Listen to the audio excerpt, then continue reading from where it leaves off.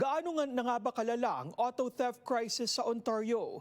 Isang pamilyang Pilipino ang ninakawan ng sasakyan kamakailan habang naka-check-in sa isang hotel sa GTA. May report si Paula Saraza. May patrol daw sila doon na nagra-round talaga. May nakita ko kayong nagra-round? Wala, at that time wala akong nakitang nagpatrol. Dumayo sa Mississauga noong April 5 sina Mildred Valenzuela at Roberto Reyes para suportahan ang anak na may 3-day basketball league. Kasama ang iba pang mga pamilyang kalahok sa liga. Nag-check-in sila sa hotel na malapit sa venue. Pero ang hindi nila inasahan, dito pala sila mabibiktima ng car theft na talamak ngayon sa probinsya. Nung dumating kami, 10:35 na ng gabi. Lahat occupied na yung mga parking na malapit sa may main entrance. So, paikot-ikot kami para makahanap ng parking. So, nakahanap ako ng parking yung medyo malayo-layo dun sa may entrance ng hotel.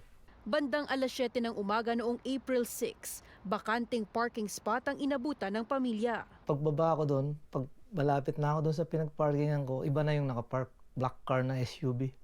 Sabi ko ba, paano nangyari to? Sinamahan kami ng manager, tinuro namin kung saan kami nag-park, and then kinausap nila yung patrol, and then sabi nila 11 o'clock daw, nag-ano sila, wala na raw yung sasakyan namin doon.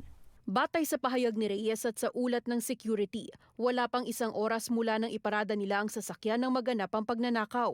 Ang kanilang 2020 model na Toyota RAV4, kabilang sa listahan ng maiinit sa mata ng mga magnanakaw ngayon ayon sa mga otoridad.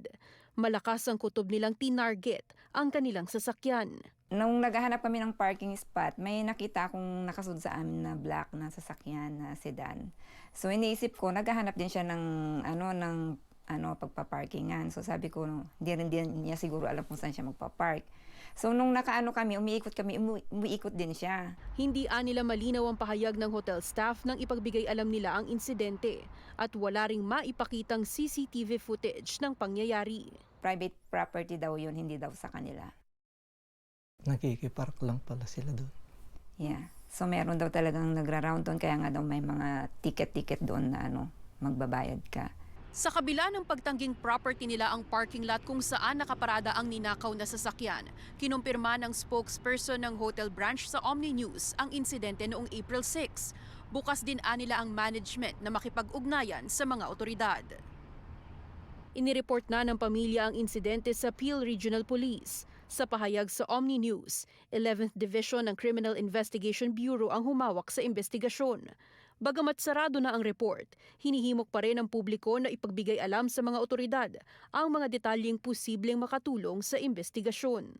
Pag pumunta ka sa isang lugar, huwag kang magtiwala sa pagpaparkingan mo kahit sabihin pa ng ganun yung hotel na huwag po kayo magtiwala sa kasi nahihirap lalo na yon, may nagmamatsyag lang sa'yo.